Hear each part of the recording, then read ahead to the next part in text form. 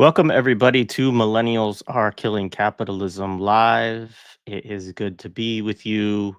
Um, we got a lot of good stuff today. I'm excited about this. Going to talk with Lara Sheehi about navigating, workplace repression, these pro-Zionist campaigns. And obviously, it'll relate to a lot of stuff more broadly. We'll also talk, there's different forms of repression we'll talk about, I'm sure. Um, and there's a piece that she wrote, actually, which I had not read in the midst of the genocide in 2024, but I have included it in the show description that's very much related to this topic. And it's called Intent to Harm: Settler Colonial Outposts in Psychoanalysis. And it talks through actually some of her own experience with campaigns like this, and seeks to use it as an example of how these processes work. So it's funny, she probably sent it to me when she wrote it, but I didn't even remember that she had done it because so much was kind of going on at the time. But it was really good to sit and read through it. And so I recommend folks do that. And we'll talk through some of that today. Um, I'm sure people know by now our guest, but Lara Sheehi is a research fellow at the University of South Africa. She was the founding faculty director of the Psychoanalysis and the Arab World Lab. Her work takes up decolonial and anti-oppressive approaches to psychoanalysis with a focus on liberation struggles in the global South.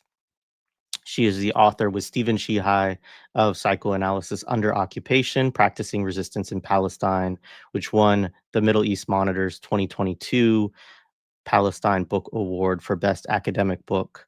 And she's the author of the forthcoming book, which I imagine is now finished, From the Clinic to the Street: Psychoanalysis for Revolutionary Futures, which should be out next year on Pluto Press. So, Lara, welcome. It's good to be with you. Good to see you as always. Good morning. Did you finish the book? Yes. Yes. Okay, good. Finished. It's on track for, inshallah, April or May of Nice. the coming year. Yeah. Awesome. Can't wait to read it. That's great. All right. So let's start. So for one thing, we should say, there's like, I started this by had a question sort of about how to approach things amid the ceasefire. And I think, yesterday, obviously, we saw how much the ceasefire is not a ceasefire, but like a mechanism to continue genocidal violence and, blame it on, the other side violating the ceasefire when you're the one violating the ceasefire every day, right? And so it just kind of underscores the way that still, there's no real accountability or uh, I don't know, way to hold Israel account to its behavior, Yeah. other than what the resistance is able to provide. And, you know, obviously there is a talk today of a kind of return to monitoring and overseeing or protecting the ceasefire. I saw some posts from the IOF about this morning. But, again, it's like this inversion where you do these flagrant massive aggressions, which is similar to obviously what's been going on in Lebanon as well. Yep.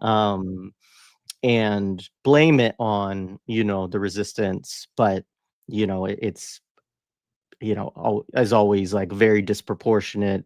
I think I saw this morning that 46 children were killed last night in Gaza.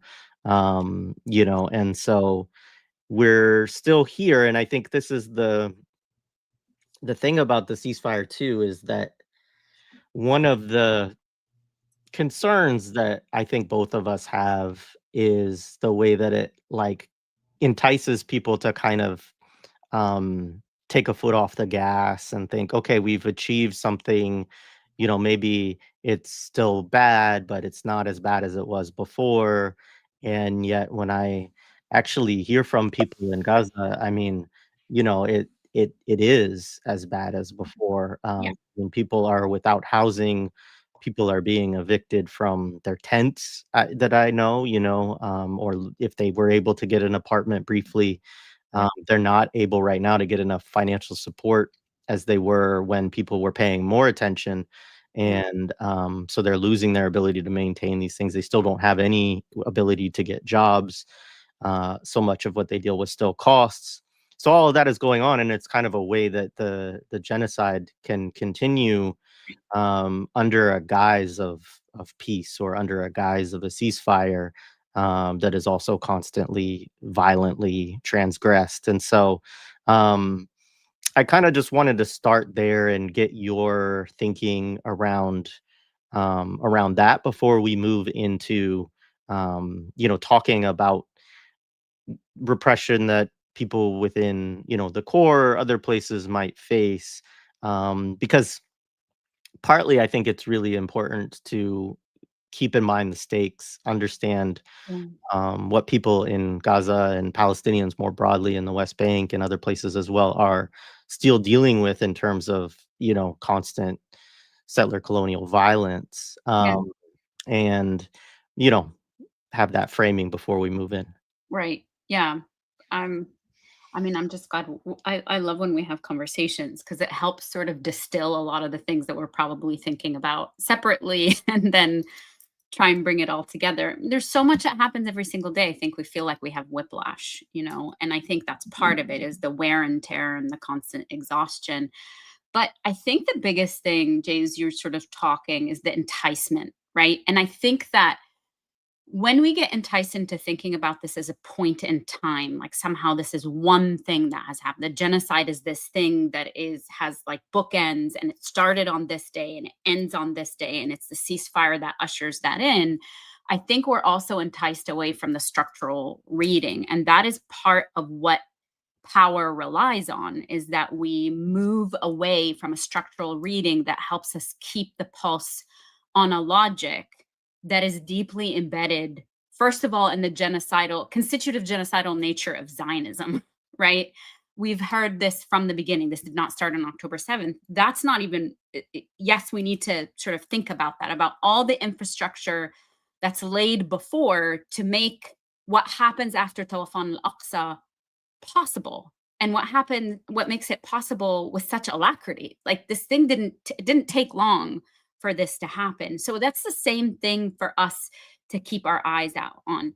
One thing I will say is I just got back from a trip to South Africa, and I was, it was so sustaining to be among folks who are thinking through this, people from all across Palestine, including folks from Gaza, who are able to hold the complexity of something like a ceasefire. Like on the one hand, how it does bring very much needed respite in some ways, but also because they have their eyes on a structural project, which not only is a structural project that lays out all the violence that's structural, but also structurally what the aim is. It's full liberation. So ceasefire is never an endpoint. And I think that's the piece. The enticement is to think about all these pieces as somehow endpoints. I think that's where people start to get demoralized when they see them bomb again, when they see Netanyahu come out with this. I mean, Netanyahu can't make a statement like that if that wasn't already in place. This isn't like,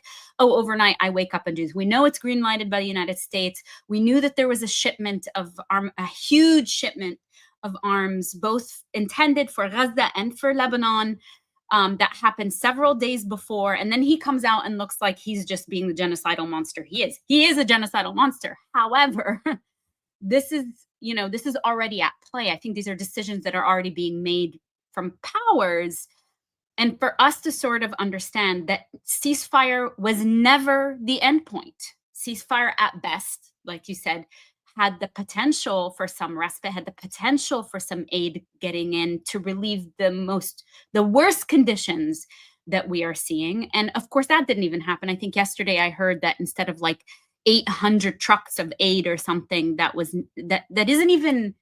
doesn't cut it close to addressing the man-made famine that we are seeing that's going to have reverberations for so much longer, I think it's like 80 or something like that, if it gets to people. So that's the first piece I'll say. The enticement is away from the structural. The enticement is to sort of look and go, okay, we arrived at a place.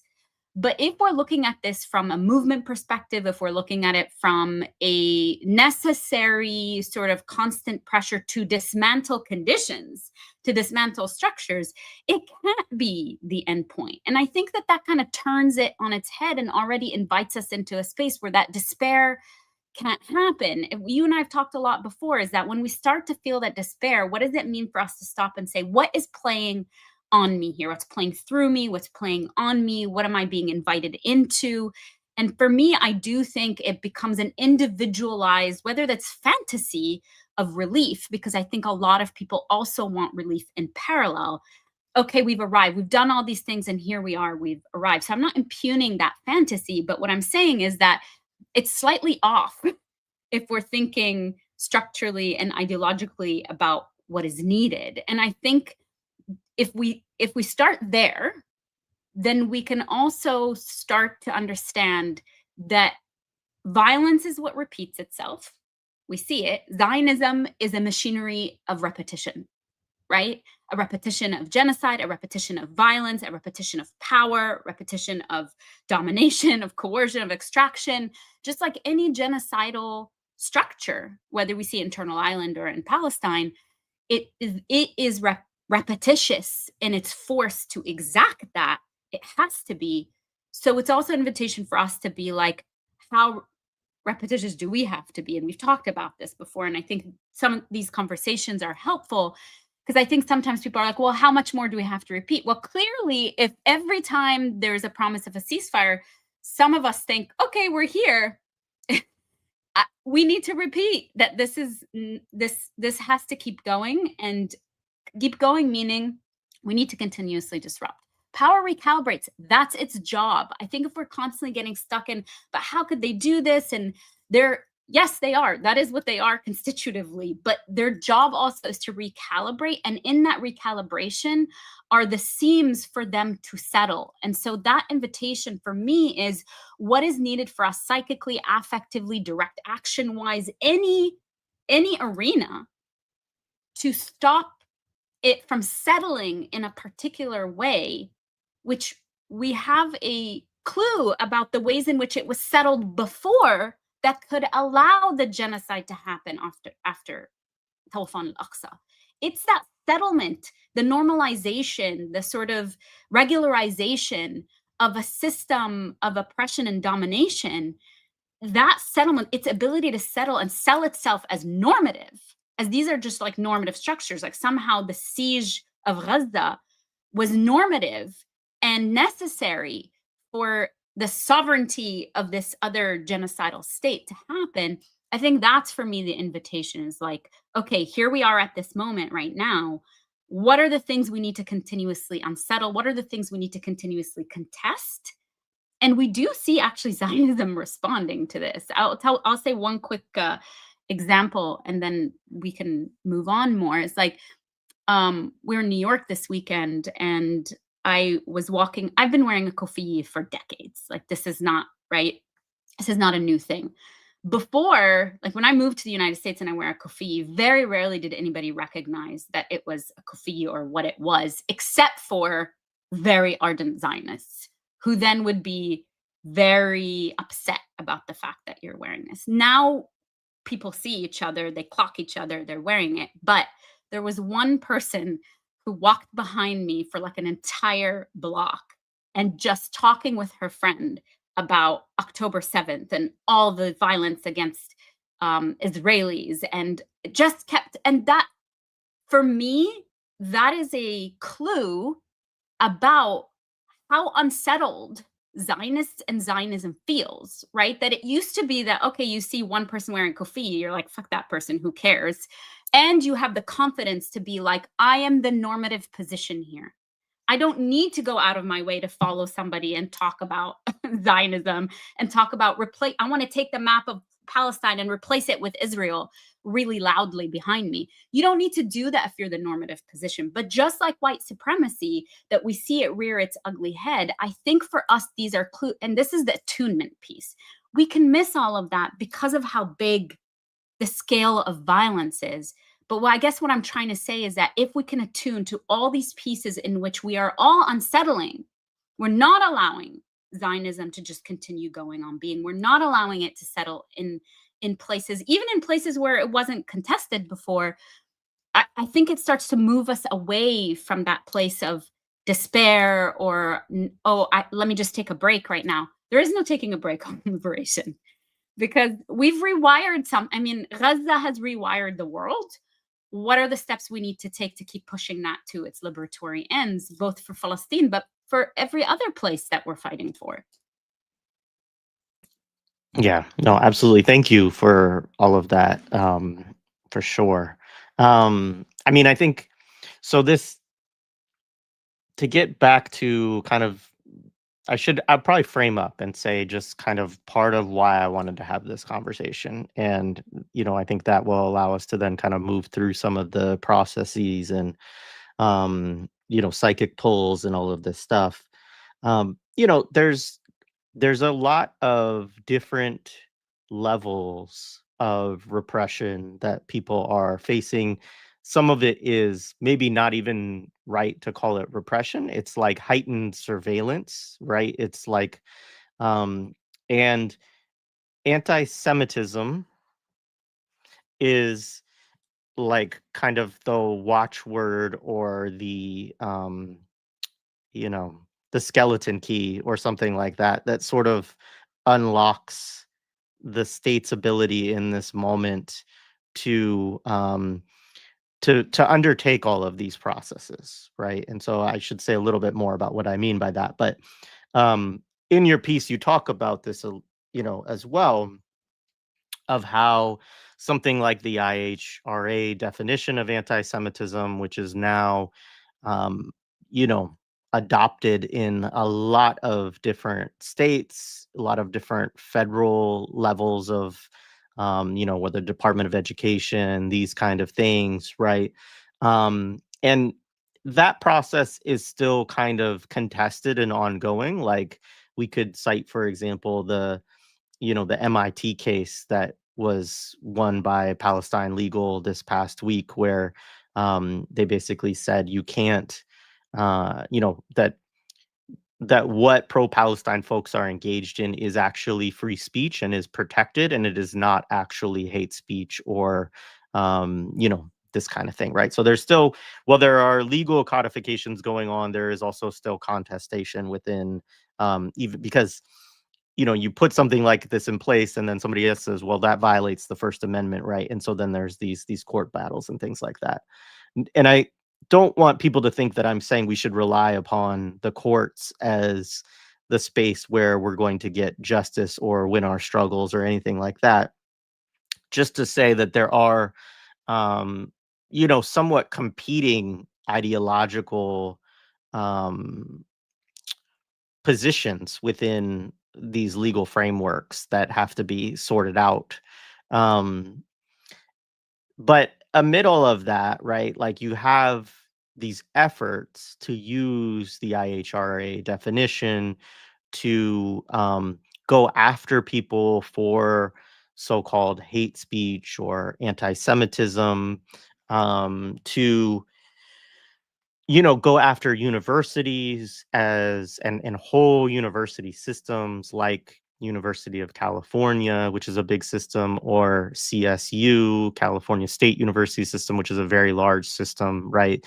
And to go after basically their entire faculty under a guise of these universities are harboring, anti-Semitic professors, right? And this connects a lot to the work that you're doing in your piece, right? Which is then once you say that, then what are all the things that they kind of, other ideological overlays that they put in, right? So they go after decolonial theory, they go after settler colonial, they go after certain versions of anti-racism, right? That are not already co-opted by Zionists, right? Which is a whole other battle that's going on. Um, Obviously everybody knows, right, that the right wing goes after Marxists and cultural Marxists and this, these kind of frameworks, right? And so there's a lot of that that's going on right now, at a federal level, but also when these things happen, also I've said this before on here. I don't mind saying it again, and I'm sure whoever does this is watching this stream right now and getting paid, 18 bucks an hour to like clock what we're saying and everything like that for the Manhattan Institute.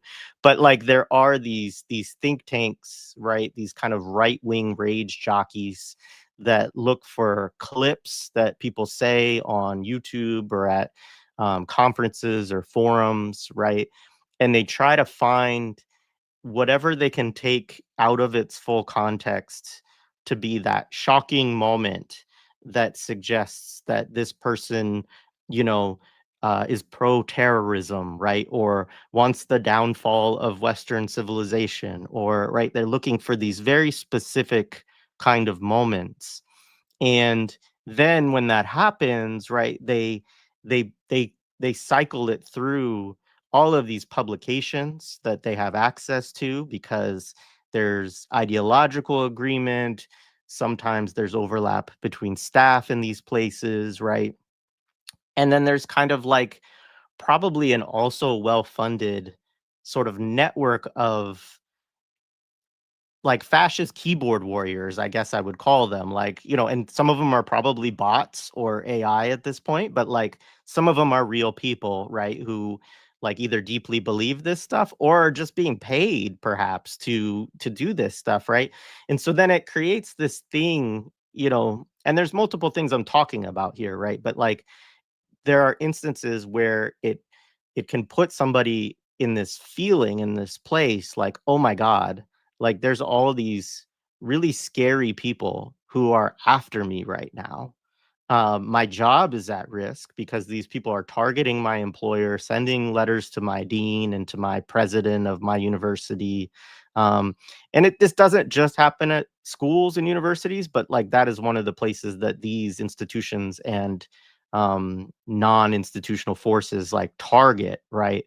So there's a lot of that going on right now. And I think maybe to start, if you could kind of talk about a little bit in your piece, you use the frame of settler colonial outposts as one of the ways to think about this. But um, just talk a little bit about, sorry, my earpiece fell out, about that. And we'll start there.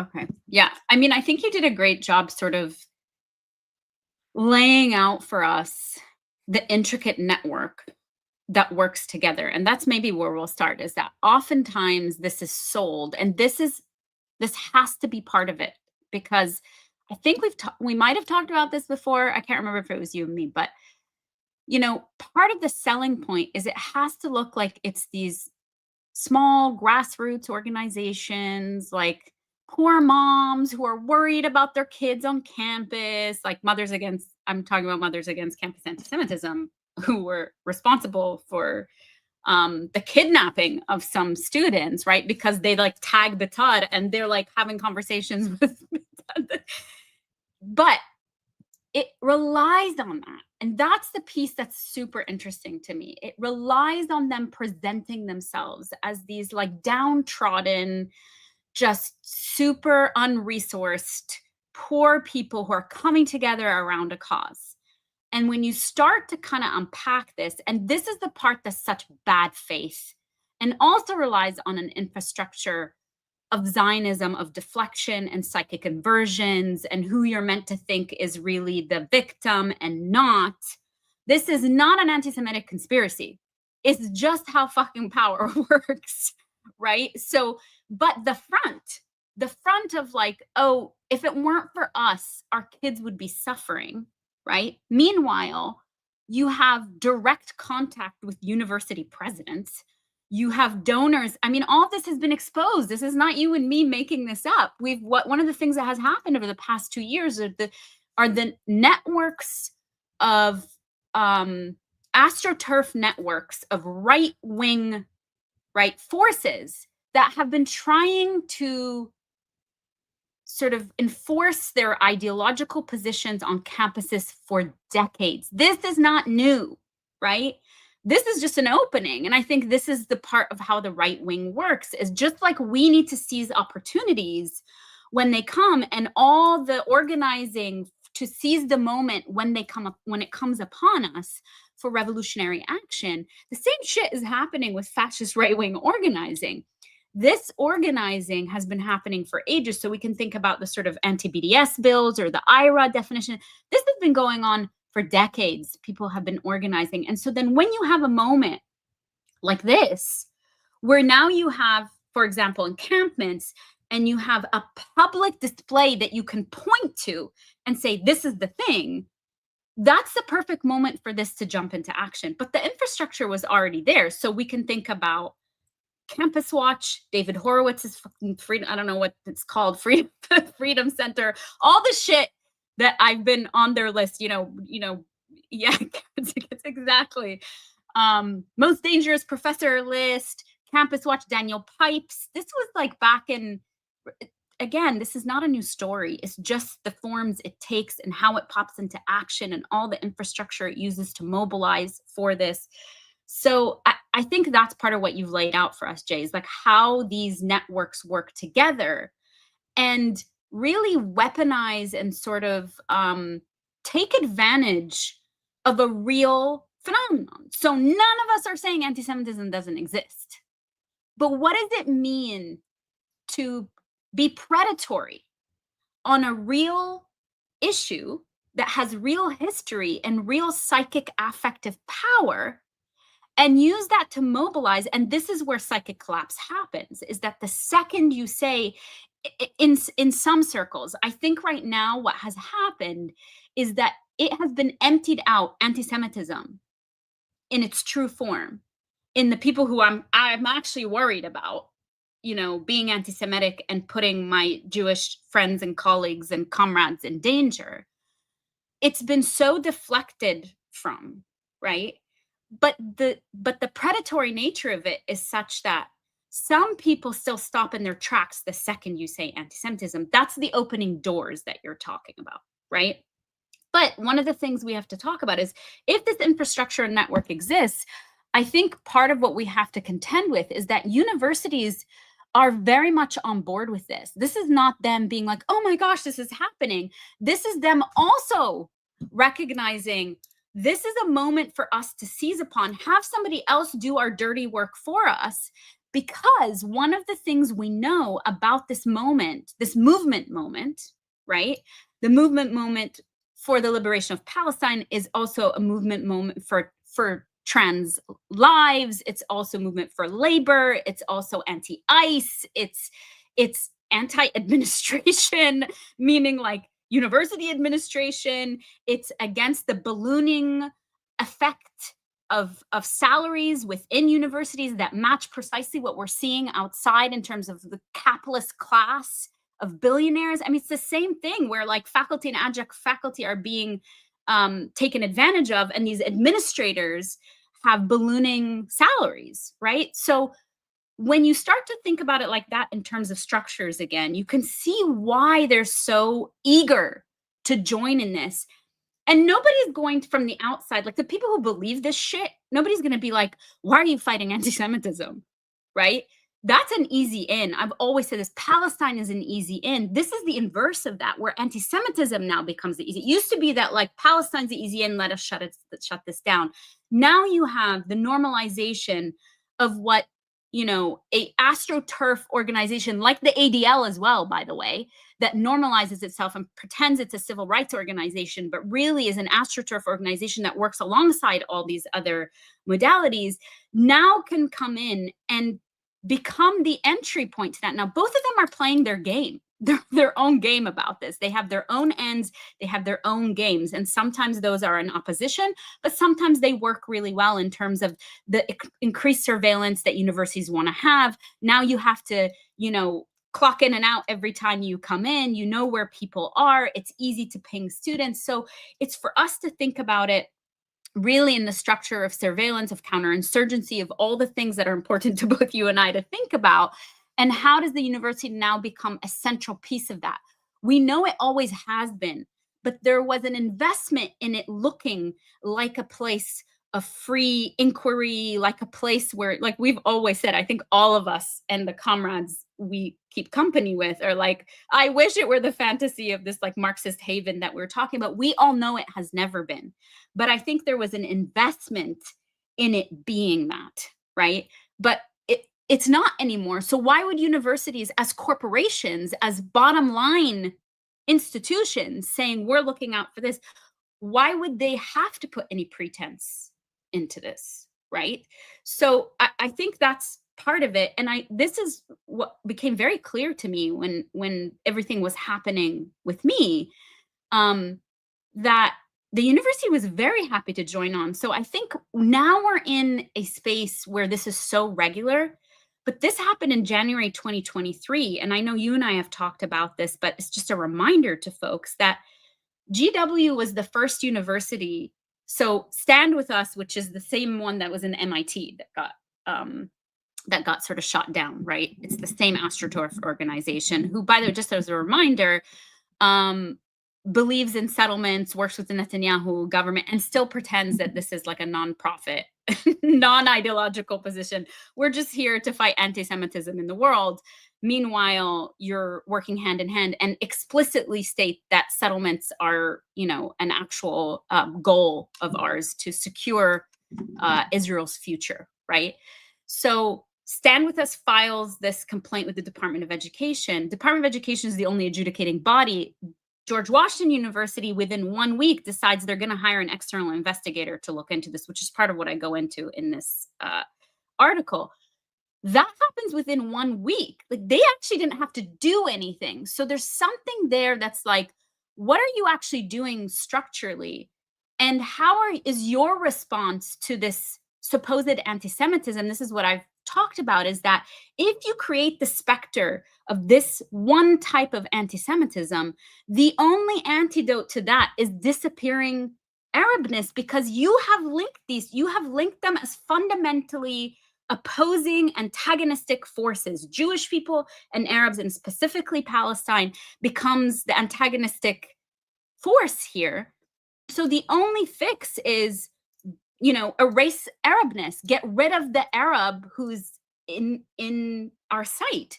Because I want to be very clear on this, that one of the things is that, yes, it was me being attacked, just like individuals are being attacked. I don't want to erase that, because I do think that people feel this, and we can talk more about, like, what does that actually feel like, or what are the things that are needed, or how do we sustain ourselves under these attacks, because they are individual attacks, but they are also about something structural.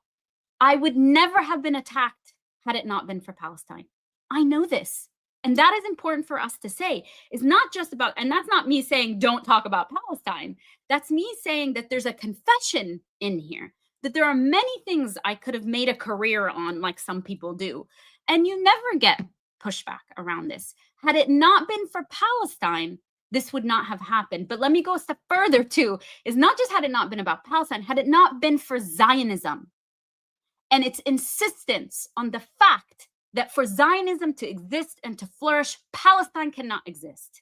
You cannot even talk about Palestine for Zionism to exist and flourish in the way that it wants to, as a racist structural process, right? Because otherwise, why would you be? Because that was the force of it. It was a Zionist student who decided to work with this larger organization. And that's the other piece, is that we know for a fact, and I know I sent you an email about this. I don't know if you have it to pull it up for folks to see. Yeah, let me see if I can find. I can't remember if it's on my phone or my computer, so I got to check real quick. But yeah, go ahead. Is that we have these firms, and this is what I mean about this network you laid out for us, about there's nothing grassroots about this, which again, for me, is a deflection from, that's the whole point about using, I think you had said, like, this emptied out version of anti-Semitism as a Trojan horse, because, and I'm using that specifically, saying it's emptied out because it has no no bearing on what we're actually talking about. So this is an email that was not meant to make its way to me, but it did, because that's what having comrades in good places does, folks. Yeah, so And I took out the who it was, from and to. So this is just for people who are wondering, like it's a screenshot of the body of the email. But yeah. yes, exactly. And this is a top litigation law firm. So this was last year. And I believe it was right after, I can't remember the timestamp. I think it was after Telefon al-Aqsa. But this is the point here, is they're saying we seek plaintiffs for falling into Princeton, Michigan, Stanford. They're looking for places that have high visibility. There's nothing accidental about this. They fish for these people, just like we saw, for example, with like the cake baking for queer couples. We know that that person was looked for by a right-wing organization and then brought to lawfare. It's the exact same thing. And this is what was happening. I now know this after the fact, right? That you work with these larger organizations, you pinpoint somebody. I still don't know how much of that was predetermined and what wasn't. It doesn't really matter at this point. It doesn't really matter, because I think the intent is the same. And I think this is why I wanted to write this piece about the intent to harm. Part of it was to be able to organize my own thinking about, how does this happen? How does somebody, get attacked to the point with the intent to expel them from social life? Because that was the point. It was going after not only my livelihood, but my bodily safety, but also my interiority, making sure that I couldn't think of things clearly, but also attempting to not allow me to think about myself clearly, about what my position was, about what the cause was that I was dedicated to, about to wrap me up in these fucking emails and constant, lawfare and all the things you have to do, is also about distorting the way we think about ourselves and our commitments to the world. And that is part of why it needs this astroturf, approach, because Nadir Sharhoub Kavrikyan is working on a project called Ehali, which means swarming. Like, the point is to hit you from all ends. We can see the violent extension of that in Gaza, when you feel like every part of your world is controlled by and dominated by your oppressor, right? And nowhere is going to be safe. So it starts with Stand With Us. In my case, it started with Stand With Us. Then it was stopantisemitism.org. Then it was Canary Mission. Then it was like, and they just kept recycling each other. And of course, you hit the, jackpot when Fox News picks it up, because that's their dream scenario. And the last thing I'll say is, one of the most dangerous things about this, and I think what people are starting to see, is that it's not just that they fabricate something and then use their networks to circulate it, right? Or this person who's our stalker that loves to put clips on and then replies to themselves, right? It's about creating an evidentiary base from which they keep using this evidence base that they have fabricated as proof for all the things that they have fabricated. Because the more things that show up, so Turning Point USA has this, then you keep having an evidence base that actually has zero evidence to begin with. But if it shows up in 20 places and you can pretend that you're citing 20 different places, it then becomes the evidence for what they have fabricated. So, for example, there's a lawsuit against George Washington University that uses all these right-wing sites, and I'm not even there anymore. Like, fuck off, I'm not even there. And they still use this, and there's like pages upon pages upon pages of using me as an example. But if you look into their sources are like Stand With Us, Turning Point USA, Canary Mission, all these things, as though they're legitimate sources of information. All of them feed it to each other. And I think this is the part. We also know this is what university administrators get. When university administrators or American Psychological Association gets a complaint, people are embedding Canary Mission and like Stand With Us as though they are, as though they are actual places of information that we can rely on. Yeah. Even along that line too, it's like they also have now, these networks of publications, right? So it's like, when I started looking at, and at some point I want to do an episode on the Manhattan Institute, because like, gosh, what a like, you know, shitty fascist think tank, and just low grade too, like not even Exactly. They're so but subpar, all of them. like so mediocre. Um, but like, they have, and I should look it up, but like they're just these supposed like news outlets, right?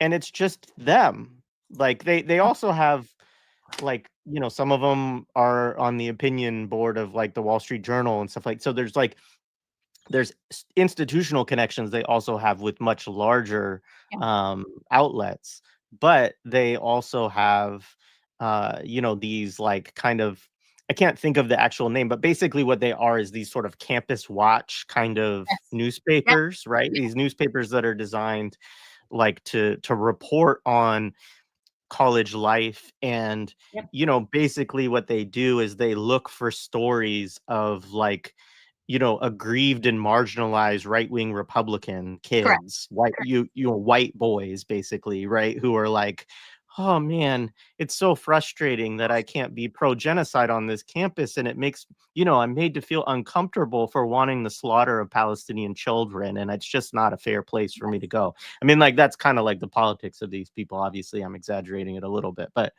Just a little though. It's like yeah, almost just like a tiny bit. Yeah.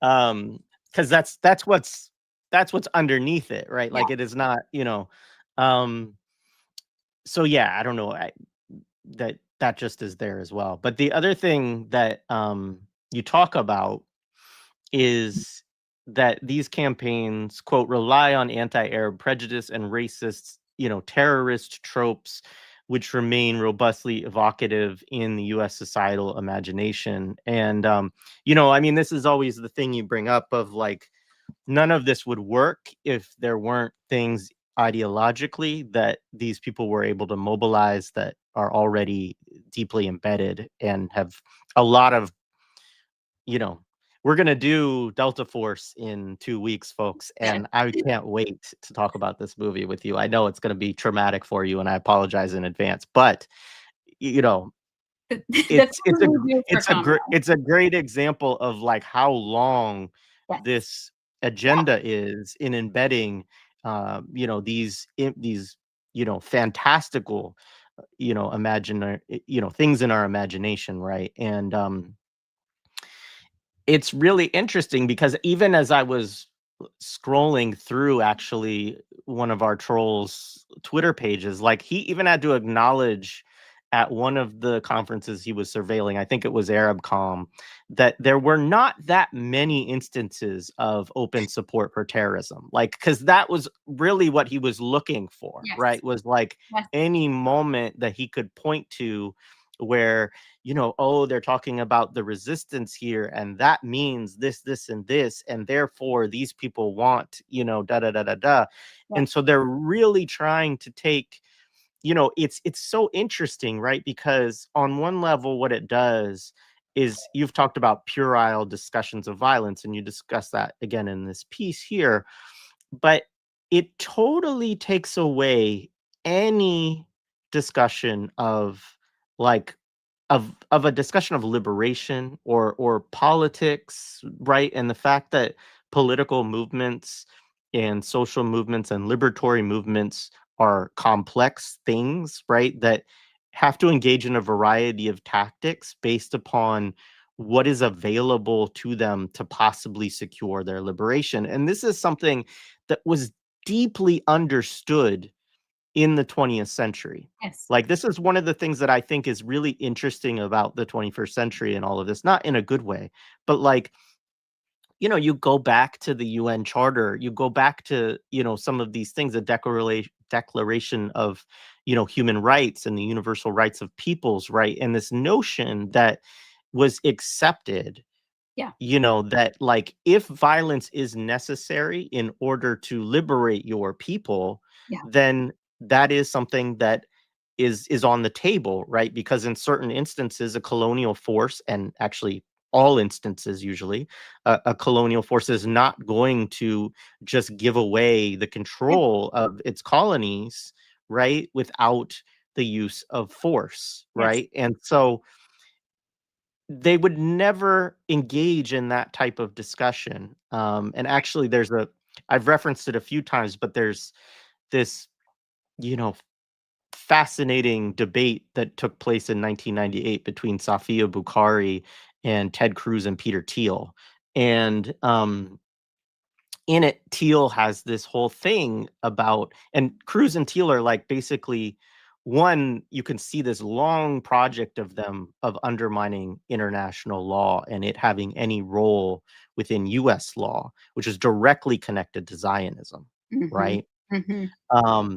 But two, they, they keep trying to talk about the violent act outside of any political context. Right. And what Safia Bukhari is constantly doing is like, okay, well then George Washington and Thomas Jefferson are terrorists by that metric, Yep. right? Like they're traitors and terrorists, Yes. right? And so she's, and it's not that she believes in the politics of George Washington or Thomas Jefferson, but she's illustrating a point to them, right? Yes. That like your logics are actually incoherent Yes. to even your own struggles, right? And so anyways, I know I've said a Yeah. lot there and like Mm-mm. but this is one of the things that these groups do, right, is that they look for these instances that they can equate to all of this work that has already been done Yes. Yes. to demonize resistance fighters for Yeah. Palestine or for Lebanon or for these other forces, and to say that these are constitute terrorists, right? And therefore anything that is like related to the support of them, right, Right. must constitute support for terrorism rather than support for liberation, Yes. right, by whatever means is necessary, dictated by the colonial and Right. imperial forces. Right. Right. Yeah. I mean, I think what you're saying is so important for many reasons. One is what you're doing in real time is painting the sort of underlying structure and process that is necessary for people's interiority to sort of make associations around terrorism. And what you're saying also is you're like, this needs to actually be called out in real time because this is what's happening. And we've talked about this a lot, is that power and abuse of power intends to work without being called out on what the process is happening. It actually relies on it hiding seamlessly and just unfolding. And either we're confused or catch up too late, or we think that it's so negligible. Like, why do we even have to say it's a known thing?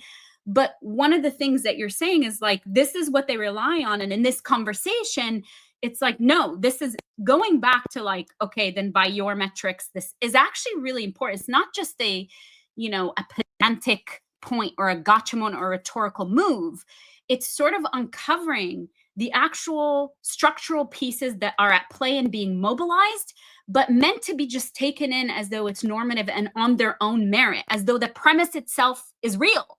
The premise itself is not real. One of the things we can see is all the work that has been done, certainly Delta Force being part of this, but certainly post 9/11, what happened post 9/11 couldn't have happened with all the groundwork leading up to it, of course.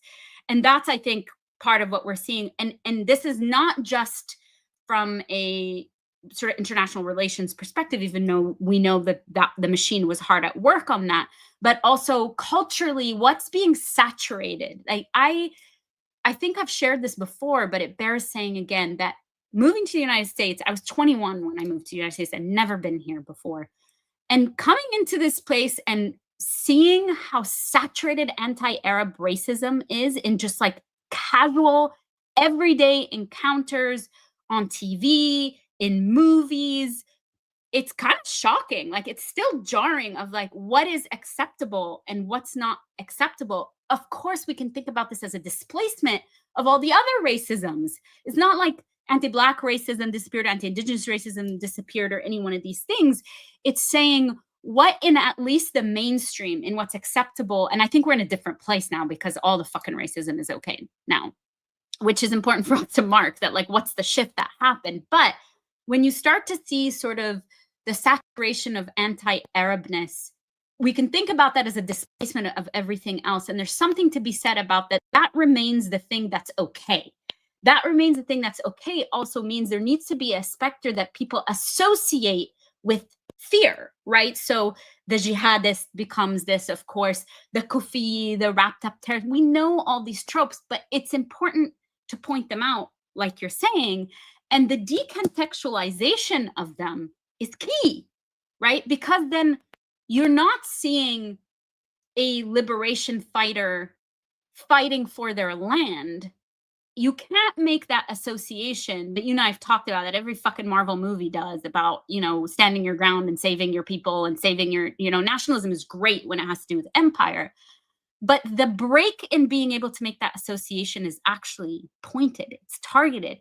People are disrupted from making that association because instead the association is localizing this into, number one, a particular region in the world, number two, into an essentialist, like this, the essentialist idea of Arabs. And this is the thing that I talk about a little bit in here, is that all the sleeper cell tropes that were just on, I mean, that came out on these professional listservs of, like, she's, you know, uniquely positioned to destroy all of psychoanalysis. And I'm like, you people are trained in the unconscious. The quickness with which you move to that is the sleeper cell, like the fundamental distrust of the Arab, because the Arab cannot be fidelitous to the United States. The Arab is always positioned as a unique threat. And of course, that becomes in the specter of a terrorist, and the shifting face of the terrorist. We know this. I'm not going to get into the nerdy details about that, but it consolidates itself in this material support for terrorism, right? And I think this is the piece that we're seeing now about how widely that, you know, that net, how wide that net is, and why it's so dangerous, and why so many of us were just like, hold the fuck up. Like, this move to this, the fact that you all can, you know, be on board with this is because of the infrastructure of racism against Arabs that has been here for so long, and certainly against Palestinians, whether it's the first intifada or second intifada, that sort of comes into the mainstream. And you already have a figure that's already to be feared. But that figure also is not just a person, it also activates annihilation anxiety. Like, that's the piece that's really important, is they have the power to annihilate you and your way of being. Of course, this is civilizational discourse, right? Which we're seeing that now, that this is a fight for white civilization. This is the extreme end of that. But the wide net, I mean, our comrade Alex Aviña talks about how this, you know, MST is now being used about the war against drugs, and how dangerous it is. We saw this coming, the porousness of it, the ways in which it moves and it expands for power. It was never going to be used just for Arabs, but it needed the psychoaffective pull of the Arab as the uniquely dangerous figure in the world to exact that. And I think this is the piece that helped me kind of keep my eyes out on the structural piece. I can't tell you how absurd it is to see yourself distorted on such a large scale. I think this was the biggest part of it for me, is watching something unfold. First of all, with the absurdity of, like, this is my life's work and I'm seeing it unfold. Like, I track this shit and here it is happening to me. And then on the other side, saying how almost stereotypical it mapped onto these structural pieces that entirely distort your being, who you are, your commitments to the world, right? So me sort of believing with every bone in my body, and continue to believe in every bone in my body, that every oppressed people have the right to fight back by any means necessary, and how that is an ethical position, irrespective of what pushback or danger or whatever consequence I get. that is not a side gig for me to leave behind. To the contrary, I feel recommitted to that. But to have that transform in front of your eyes into like, you are now then uniquely going to cause harm and danger to people, where then we have this another stalker download 9,000 of my tweets to give to any prospective Jewish student who might end up in Lara's classroom. I mean, the absolute psychotic nature of that, of a preemptive danger by virtue of who I am and what I believe people have the right to fight for. That's the psychic collapse I'm talking about. It's like sometimes unpacking this to the level of its concreteness and its mechanics is so important, because the jumps, the logical jumps that are made become part of the normativity of it, where they can have this conversation and be like, yeah, this is a terrorist and this is not a terrorist. Well, there are so many pieces and so much, purposeful mechanics of racism that were mobilized to allow that conversation to even happen, to allow that conversation to happen in a mainstream space where people can then be like, oh yeah, this makes sense. And I'm just going to go about that's the point, is to have it make sense to the point that you can't separate that it's racism that's being mobilized. And then of course to look at how is that being extended to this day? What is this sort of migrant sentiment we're seeing, the ICE raids, the mass surveillance, everything that you've been asked to join because of the psychic fear of, this would-be terrorist that's going to come and destroy your way of life. Awesome. Thank you. We got some good questions in the chat too, I'm going to get to in a second, but I want to go one other place first, from kind of pulling in a little bit of your piece. Again, for folks who joined late, this piece is published in Middle East Critique. It's open access. And a shout out to Wala and Nicola who did this, and the whole thing is open access. It's all about academic repression. And so this, I'm going to pull up a little section here. So let's see, is it talk before this? Yeah, so I'm going to read through a little bit of this. I'm going to skip over you people can see what terms are used here. But right-wing actors had no problem calling me a Hezbollah and Hamas agent, an Ayatollahist, an Arab Goebbels, slur, a terrorist, or admonishing my partner for not controlling my blank. This overt racist or sexist, racist, and Islamophobic rhetoric is typically treated as distasteful by liberals and progressives alike. Because the sleeper cell terrorist trope was too distasteful to publicly endorse for liberals, concerns about my incivility was mobilized. This was done through banal methods, as highlighting crassness. For example, my ample use of the F word in social media posts, or through right-wing talking points of leftist authoritarianism. People don't know your leftism very well. What was referred to in one prominent psychoanalytic forum as the illiberal extreme left takeover, Guardian 2023. This is the piece I wanted to get to, and then I actually want to pull in something else for a second. So here is where a psychic collapse happened. That is, the introduction of incivility psychically overwhelmed liberals who may have held back from supporting the more obviously racist and sexist talking points.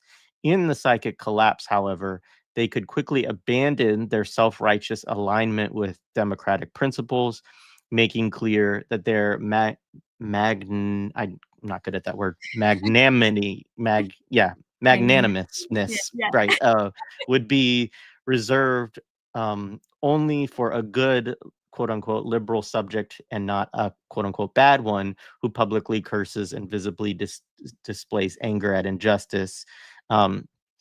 There's more to this, but you're talking about liberals closing ranks against the uncivil intruder, a phenomenon that psychoanalysts, analysts, can you say that name? What's that? Avgi? Avgi Sakatopoulou. Yeah, thank you. Has characterized as whiteness closing ranks. Mhm. More importantly, incivility becomes a psychic entry point for liberals who close ranks with their right wing and fascist counterparts without the psychic responsibility of what otherwise would be a politically irreconcilable identification. So I'm going to bookmark that for a second, and then I'm going to pull up something else real quick. Um, so this is from Shama Yu's book, The Ungovernable Society, which is like there's a ton of counterinsurgency literature and psyop literature. I know you've engaged in some of this that people can engage that talks about the process he's going to talk about here and might use different terms, but I just like the way he lays it out. So in this piece, he's talking about how Nestle, to combat the boycott that took place in the 80s of the baby formula that was killing babies in the third world, Mhm. um, they hired counterinsurgency experts to disrupt the boycott, right? And so here at the bottom, he talks about who are these groups. If you want to defeat them, you need to know them, but this is not complicated. They fall invariably into four main categories. One, the radicals, they want to change the system. They have underlying socioeconomic political motives, are hostile to enterprise as such, and may be extremist or violent. With them, there is nothing to be done. The opportunists, these are the pieces that really link back to what you're talking about in terms of psychic collapse. The opportunists, they offer visibility, power, followers, and maybe even employment. The key to dealing with opportunists is to provide them with at least the perception of a partial victory. The idealists, these people are usually naive and altruistic. They apply an ethical and moral standard. The problem with them is that they are sincere and as a result very credible, except they are also very credulous. If it can be shown that their opposition to an industry or its products causes harm to others and cannot be ethically justified, they are forced to change their position. And lastly, the realists, these are a godsend. They can live with trade-offs. They are willing to work within the system and and want to work within the system. They are not interested in radical change. They are pragmatic. So all of that is to lay out this basic sort of thing here, Yeah. um, which is faced with protest, the way forward is always the same: to negotiate with the realists, knowing that in most issues, it is the solution agreed upon by the realists which is accepted, especially when business participates in the decision-making process. Also, the idealists need to be re-educated into realists, an educational process, according to Dutchin, which requires great sensitivity and understanding from the educator. If you can manage to work with the realists and re-educate the idealists, they will switch over to your position. Once these critics of conscience have been turned, the radicals will lose broad credibility with the support of these moral authorities had conferred on them. Without Mhm. support from the realists and the idealists, the position of radicals and opportunists will be seen as shallow and self-serving.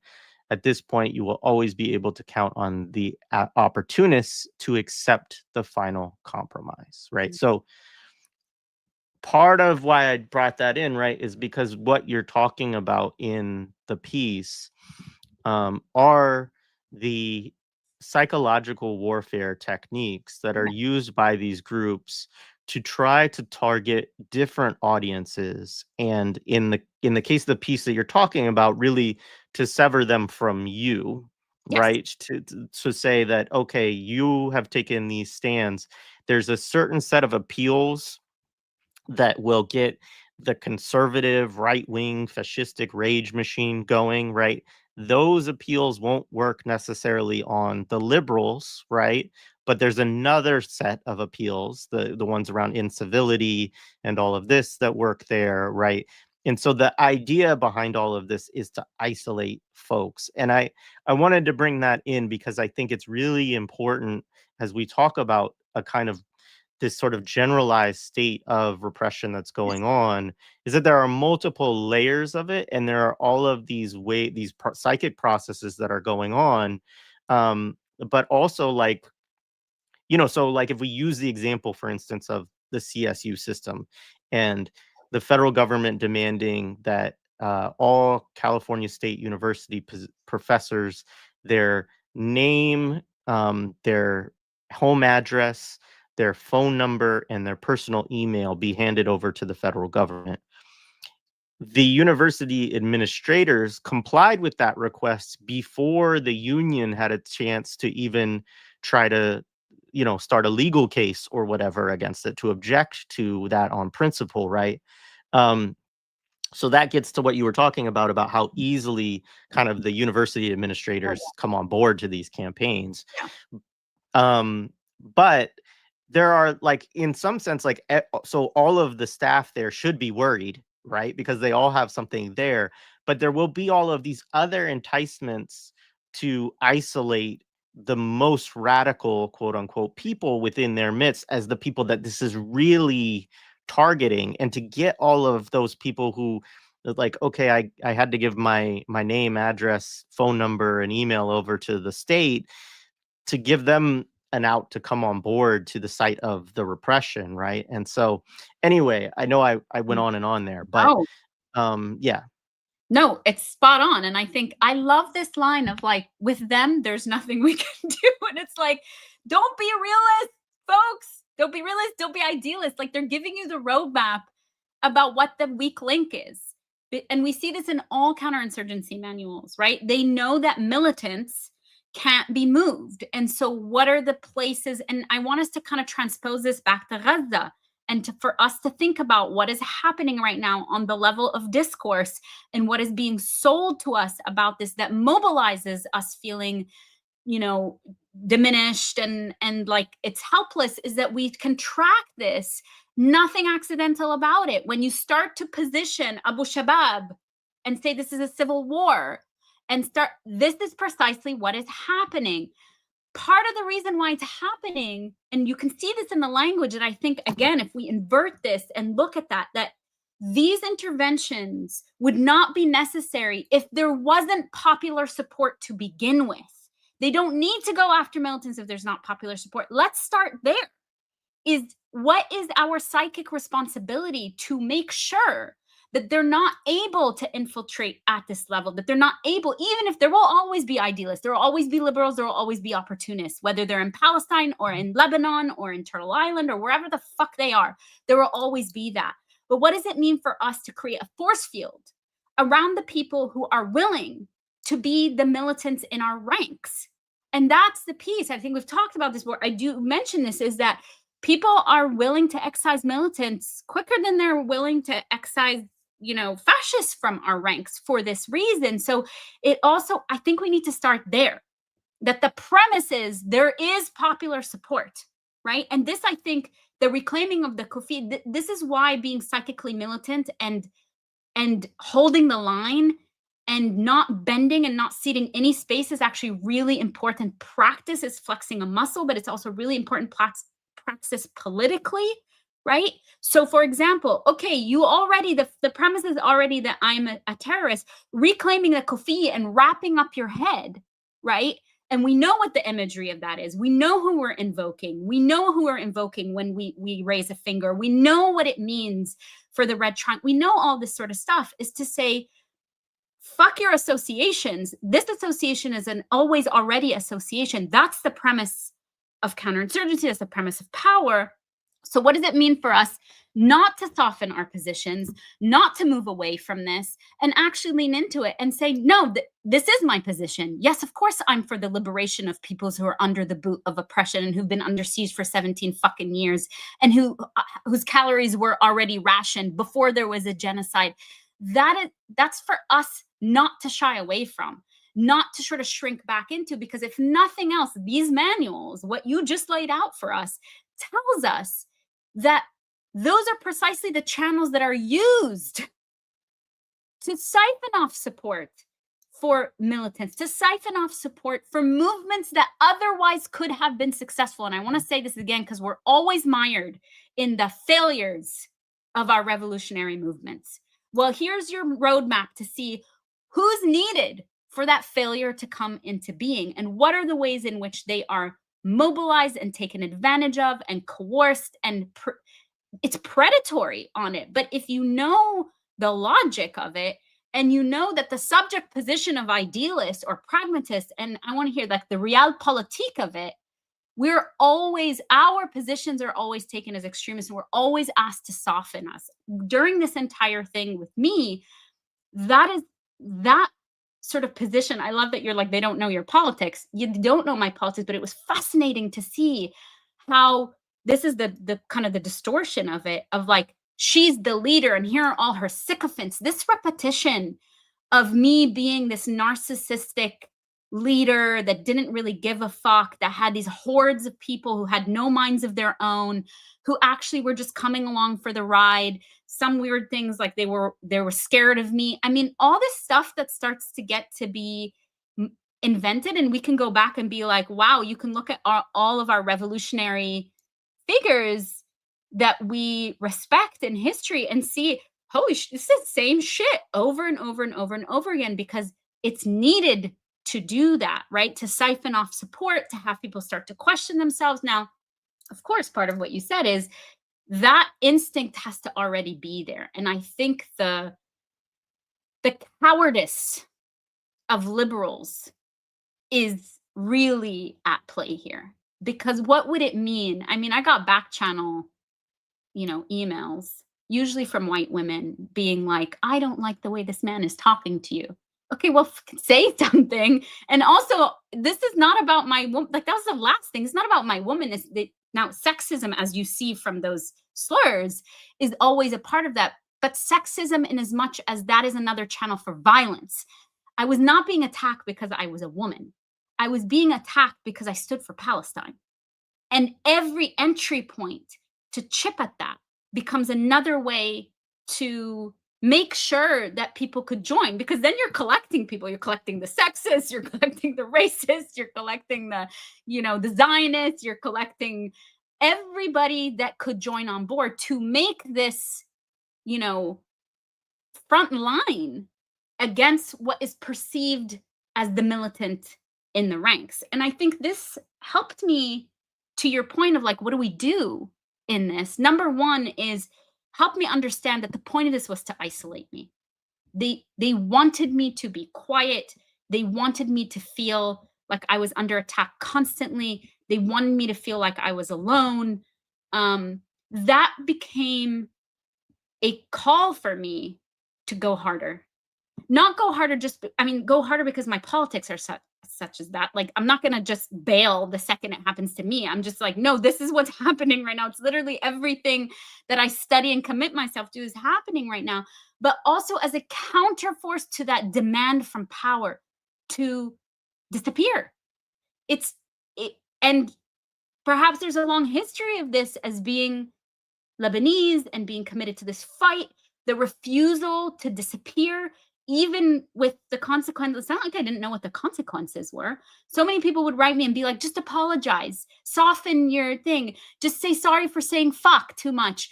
Tell people you weren't going to talk about Palestine, whatever version of this. I mean, it was wild. The fantasies of what it was that they thought could make this better. And my position being, I understand that Zionism and power as a structure that seeks to eliminate and erase will not be happy unless I fully submit. And full submission here means become a Zionist. Zionism is not, this is what we're seeing. There's no version, no approximation of compromise that will be enough. The only compromise is what we're seeing the extension of in the context of the genocidal Zionist state against Gaza. Full and total expansionism and your submission to it. So if that's my starting point, I'm not ceding anything.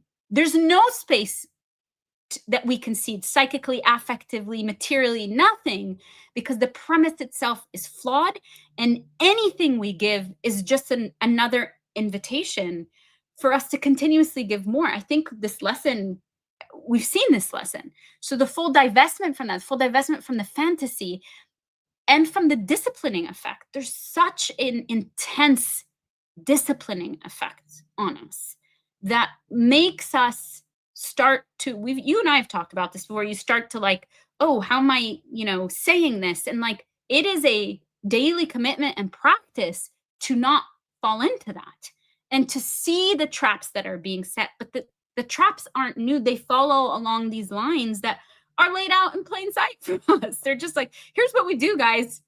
This is just our approach. Yeah.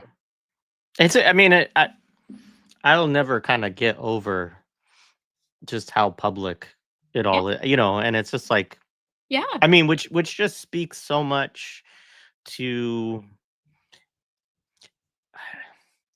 I have like sort of two feelings on it. I mean, one, like when I read counterinsurgency literature, I'm like, and when I read it with other people that are on the left in some way, you know, in a very broad way, right?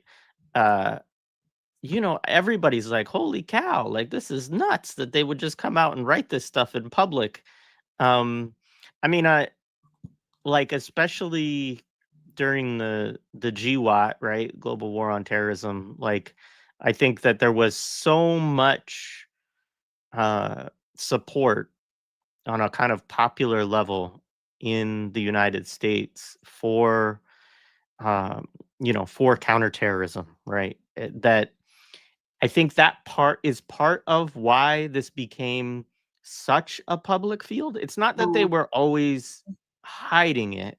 Yeah. But it used to be that, they kind of had to leak some of these manuals, and that yeah, they might be shared within the ranks of military folks, but like, how much does that cross over into civilian publications and things like that? I mean, I guess it was always there, but it is fascinating to me that there's just this huge body of books. Like, it is a huge industry of publishing that's dedicated to writing books about like how to engage warfare, including these tactics of counterinsurgency and psychological warfare, or these areas of war, right? And that is just all there for people to read. I mean, in this piece that I read, somebody asked what it was. I'll share it. It's actually not a counterinsurgency book as much as it is a book about counterinsurgency. And there's a distinction, but like, so it's this author, I may mispronounce his name, he's French, Gregory Chamayou, something like that. But it's The Ungovernable Society, A Genealogy of Authoritarian Liberalism. And shout out to Two Black from Black Myths podcast. He's the one who first put me on to this book. I think I need to do a study group on it with folks at some point. But it's really good. I mean, it's really good at documenting, like, he really traces it right to the early 1970s and to a kind of crisis of accumulation that capitalism was experiencing at the time, and a shift, which other people have talked about, away from a form of governance or statecraft, right? That felt like you had to make certain concessions in order to maintain legitimacy and consent and governance and stuff like that, to really a right-wing project pushed by capital in alliance with management, which is an interesting, he goes into all of that. Basically to this place of like, you had to figure out all of these ways to kind of disarticulate social movements and to create a politics through which you no longer considered conceding anything, right? You no longer, the ruling class no longer considered that, right? And so it's just a mode of kind of like creating symbolic, or you give concession. If you give concessions, they're only like psychological or symbolic. They're not actually material. And then the process that he laid out there, right, is like how they just got more invested in working with psychological warriors, essentially, to figure out like, how do we disarticulate movements. And I think that's still very much the era that we are in. And like, it helps people to understand like how there can be so much um, rejection, right, of the genocide and of Zionism on a global level right now among the Yeah. popular classes of people, right? But like that doesn't actually matter so much to these states because they've already decided that they're not going to concede, That's right? right. And so um, that means that it has to be imposed by force. It has to be imposed in some way where they actually have to concede because they're just not able to carry it out Yeah. and their whole system will collapse if they do, right? Which, you know, just is daunting, but it also demands um like a psychic militancy and resilience in us to understand that we have to build movements and forces that understand that reality. Yeah. And like I will say along that line, yesterday I had a great conversation with three comrades in Italy about the, you know, there was a week of really intense militant labor action, shutting down ports, shutting down railways in Italy, related to the time of the Gaza Samud global Samud flotilla, the latest of the freedom flotillas and all of that stuff. And this was actually what led to the moment where they sent a frigate. Italy did, which of course then abandoned the ships, you know, when they got to within 150 miles of Israel or whatever, or not Israel, of Gaza. Yeah. Um, and but like those comrades, they have figured it out and they're continuing to push. And obviously they have a long history of organizing and stuff like that that they're like drawing on and pulling together, but it's still very, you know, difficult work. And they're now working on a full embargo of the Zionist entity, not just military, but basically trying to stop everything that is going there. Right. Um, and yeah, I mean, I encourage people to check that out as well. And I did the audio on the live stream version was a little choppy, so I did re-edit and I upload saw a that. video version of Yeah. with remastered audio, which is much more listenable because Mhm. partly I was on the wrong mic and some other stuff. But Mhm. anyway, really good conversation, I think, for people who are looking at like an aspiration. I know that we may feel like we're very far from where they are, but they even talk about that, right? About like, okay, understand the global supply chains of this Right. thing. Like, Right. understand that wherever you are, like, there are material links. Yes. And I think even in this moment, right, like, we've often felt like, you know, you can't organize labor in the imperial core around some of these issues and stuff like that. Like, we're in a moment where a lot of people who are very conservative are also like totally opposed to Yeah. what's going on right now. And I think that people need to be, you know, creative and thoughtful about like who potential partners are also in this Yeah. moment. But anyway, I mean, part of you again in real time, we're sort of practicing what does it mean to remain psychically militant around these issues is if we are rallied around an internationalist struggle, I think part of seeing what roles we have in different places, understanding the context and the machinery of the state against which we're fighting, and to see that the struggle in Italia is part of our struggle. It's not separate. These aren't just comrades doing their thing over there.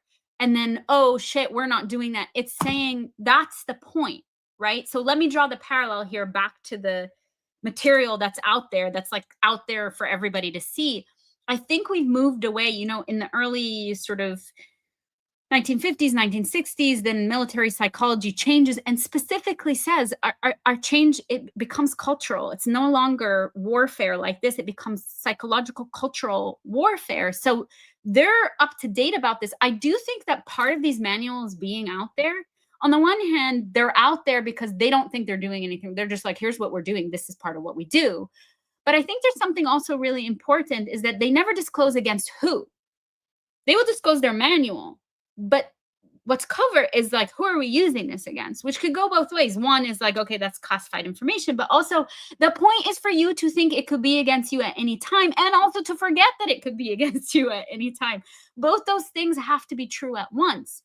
I think now we're in a place where the shift of the psychological warfare is really about terrorizing people. It's about terrorizing people to think that they have access to every part of your world. And some parts of that are true in terms of surveillance, political economy, that we live in surveillance. But I want to remind people that Tawfan al-Aqsa was about disrupting the impenetrability of supposedly the most, lockdown place on earth, or our comrades in Kashmir, that is the most heavily militarized place on earth, or any one of these things. Is like, there are always ways in history and in the present in which there is a large surveillance machine. And also it's on us to be, what does it mean to mobilize and function within that?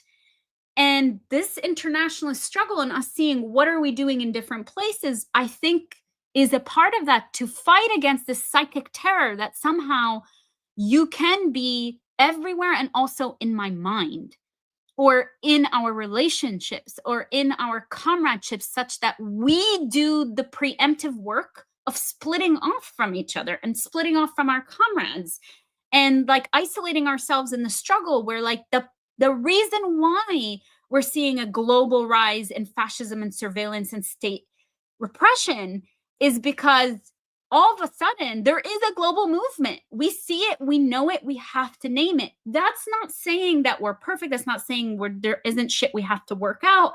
But in my lifetime, seeing a global movement like this at this level, at every stage, for 2+ years consistently. And I just want to say, before that, remember, we're seeing Occupy Wall Street, Ferguson, Movement for Black Lives, No DAPL, against COVID, George Floyd uprisings. I need people to constantly link those things up, because that is precisely the framework that these states have used to sort of fine-tune their repression, because they know this shit is linked. We have to start thinking like that too, and seeing, again, the fight in Italia is our fight as well, and then do it, and then to see what are the things that are actually happening in real time, right? So folks mobilizing against ICE raids are a version of this. We cannot think about this as separate to the fight that we're doing against the genocide. It's the same surveillance machines. It's the same oppressive structure. It's the same oligarchical class that's coming down on this. It's the same, specter of danger that's mobilized so that people can become anesthetized and become cops themselves and discipline people to sell out their fucking neighbors.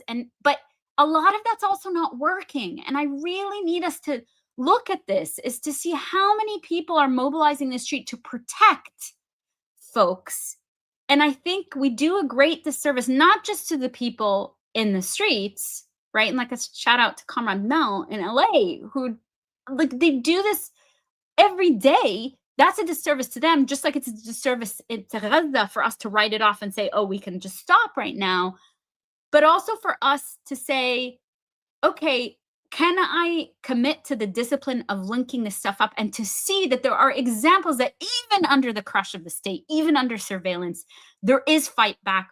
There is a way in which we're consolidating a fight against repression at this level. We're using every lever that we have, and we're pivoting pretty quickly. Like, we see this shit. That's the thing that I'll link it back to, like, what happens in repression in academia is the sharing of information is actually really important, because if we were meant to feel like we're alone, sharing information, just like we can go back to those moving images of from like Ferguson to Palestine, and how you get rid of, gas canisters and all this sort of shit, that sharing of that information, which we all sort of registered as so deeply moving and across solidarity, is to say, what does it mean also to share information about the logics of how this works, about how they'll come for you, about what are the things that they will try to attack, what are the things we need to mobilize. So the Institute for the Critical Study of Zionism, that I'm a founding member of the collective of, we have these sort of protocols in place where if somebody reaches out to us and they're in this position, that we can mobilize quickly because we have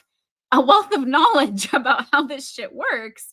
In my case, people like Steven Salaita or Jaspir Pawar or people reached out and said, we know how this works. What do you need from us? What are the things that we need to do? Staying in contact with people, making sure you know comrades are on your side, not just in theory, but really because their knowledge has been forged through the struggle, and our knowledge is, and that's the thing for me, is that anybody who reaches out to me, from students to old, there's no place in my mind in which I will not make space or place or time to talk through this, to make sure people don't feel like they're alone, to connect these struggles, to preempt any of the, machinery of violence that happens in this like normative way in institutions, to make sure that people are remembering the small things that we sometimes don't think about in the crush of this, like documentation, mobilizing their own systems against them. Make them work for it. So they send you an email, don't fucking respond for like, make them work for the shit, not us get dragged in, just like with this stuff of feeling disciplined into a particular type of subjectivity that like bends immediately or concedes space or makes concessions ahead of time. That's what they rely on, right? And so there are ways in which we can just remain antagonistic constantly. The self-talk about that is for us to feel okay being the antagonizers, because I think another thing that's being played on is us being like, am I being too over the top? Am I being too much for this? Is this real? Should I soften myself? Are there ways around this? No. The answer is no. Just like you're saying, is they up the ante about what is acceptable, because they understood that making any concessions is going to give space for militant action. That is our counterforce needs to be like that. There is no position that's pedantic or too militant or too holding of the line under the crush of violence. There just isn't. Yeah, thank you. I was going to ask you about that, because I think that's one of the things that is really important for folks, is sort of like, as they're in these spaces, and what I mean by that is, like, if somebody is targeted, right? Like, you know, yeah, I mean, it is hard, Yeah. and it, like, you know, all of these, I mean, you put in it all the different names you're called, like, you don't, there's letters that you receive, right? There's threats, there's emails, Yeah. there's your face and your words, like, circulating on these social media sites and all of this stuff out of context. Videos that, they intentionally make you look unhinged, right? Like, all of this kind of stuff, do their best, right? Yeah, I mean, with AI, who knows what they'll start doing, right? And like, I don't want to make light of all of that. Like, it is, like, it's really difficult. I have not been in that position myself, but I have been proximate enough to it with folks that I care about, yourself included, and several others that, like, have been, targeted by this stuff. And, like, it's, I guess part of the question is, I mean, you talked about, like, Stephen and Jasper, like, those are folks who have had direct experience with that. You yourself have had direct experience with that. So there's a little bit of like you said, there's a wealth of knowledge there, and there's experiential knowledge of, like, this is what it's gonna feel like, this is what they're gonna do, this is, like, what Yeah. works in order to kind of respond to it. But I think that the harder part is for people who are around you who haven't had Yeah. that direct experience. Like, what do you encourage people to do when somebody in their circle is facing this? Mhm. Like, how did they show up? And for yourself, when you are in this position, what was helpful for you to do or to receive, right, in order to, like, you know be okay, like, moving through the day with all of this going on? Yeah. Oh, I really appreciate that question. I think the biggest thing for me, and this is the thing that I think right wing folks just miss completely, is what this does inadvertently is also create a network of solidarity, and like this like tapestry of solidarity across the world. And that goes into what was helpful.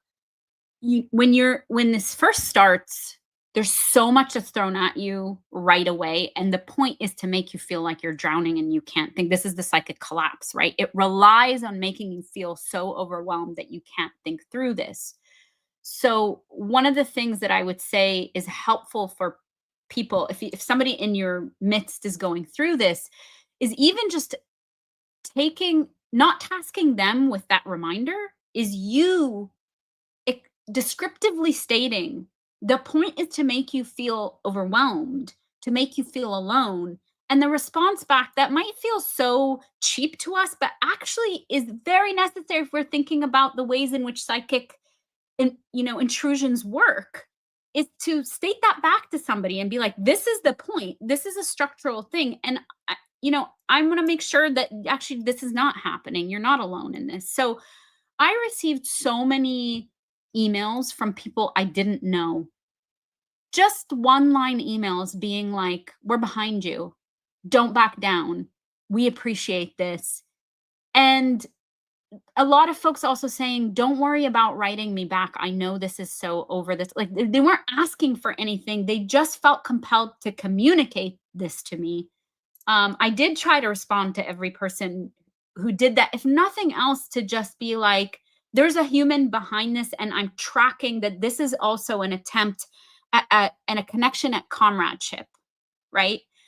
And I felt that very deeply and very much appreciate it. And I think I learned from that now anytime I see, no matter how high profile somebody is that gets attacked, I write them an email and I'm just like, hey, I know this is a lot, and I'm here. Anything you need, I'm here. But I just want to register that I see that this is happening, right? Because I think that's part of it, is that whether or not people, and sometimes the more high profile people are, sometimes we forget that they also are meant to feel that they're isolated for many reasons. So those notes, I think, meant a lot. And they meant a lot, not just because of the human touch, but because to remember, just like now, that the majority of the world is for Palestine. The majority of the world sees what's happening. The majority of the world is against state repression at this level. And then to have voices remind you of that in an intimate way is actually really moving and very important. So what I would say to folks is, don't think that these small things are too small. I think sometimes we get in our head and we're like, how could I possibly know what to say to you? Or, what can I do that's going to make it better? That wasn't what I needed. Right. And obviously I have my partner, comrades, family that can attend to the things that people who aren't in my everyday life could never, that I would never expect that of people. But to know on that level, because that's the level that's trying to be disrupted, the level of connections, they're trying to dismember us. They're trying to disrupt it. They're trying to make you feel like you're a pariah. And so I would say that's the biggest thing, is to reach out. Now, if you are somebody who has connections to people, like I've gotten a lot of emails or text messages from people within my circle who know somebody who's going through something and would say, are you willing to jump on a phone call with them? The answer will always be yes. In any way, can I connect you with this person? Can I connect? I think knowing somebody in a periphery way, don't be shy. I think we all know what it feels like. The worst thing can happen is somebody says, I don't have time. That's very rare in these cases. I know people who are so pressed for time that will make space and time for this, because we know what it feels like. And if nothing else, if time is not what we have to give, we know resources, we know steps, we know we can connect to something. So also don't feel shy to reach out. Like I've had people reach out to me on Instagram, for example, and be like, I have a friend of mine who's going through this. Would you be, I have a graduate student who is facing this. Can you talk? And I have personal relationships with these people now. And the last thing I'll say about that is, just like in the case we've talked about before with Gaza, with this like Lifeline for Gaza, or any one of the campaigns that we give for it, is that it is not about a one and done situation. If we are building a movement in which the ethics of care is a part of that, and solidarity through struggle, is that these are ongoing relationships. They're not just a one-time, every person that has reached out is to, and this takes effort, like an intentionality, to be like, I need to check in on this person and see how they're doing. What's the follow-up? Has there been anything else that has happened after this? Is there anything in this moment that I could be helpful about? Because those of us under also are in the position where, like, I don't want to burden people. people have their own shit going on. It's hard, apart from like how we're primed to not rely on other people, which is part of the like the myth of individualism, right? And not wanting to reach out. There's also this piece of like not wanting to burden folks. So there were so many people who extended so much care packages in every mode of care. Don't think there's anything that's too small for that. And then the follow-up of it is really important too, because we're building something bigger. We're not just building for this moment in which I get attacked and then that's it. We're building a world in which people have access to these spaces because the state sure is not going to fucking create spaces like this for us. Yeah, absolutely.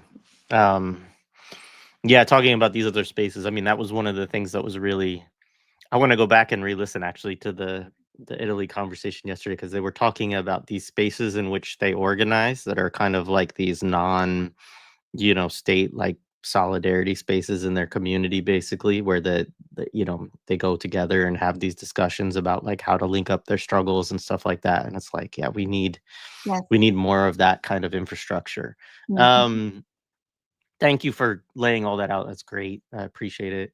I'm going to pull in an audience question because it had also a couple of folks that were interested in this, and it relates to the piece because there's a whole part that we didn't really get into in the piece where you also talk about how psychoanalysis as a field was like specifically, primed for the kind of civilizational like discourse and this sort of, also because, and this is very intentional for anybody who doesn't put this together, but, disciplines within, the Western academy are always intentionally divided up so that we don't, link up, for instance, psychoanalysis with like, political economy, right? We don't study political economy, we study political science and economics, which are, like, so the idea of Western academia in general is to create these fields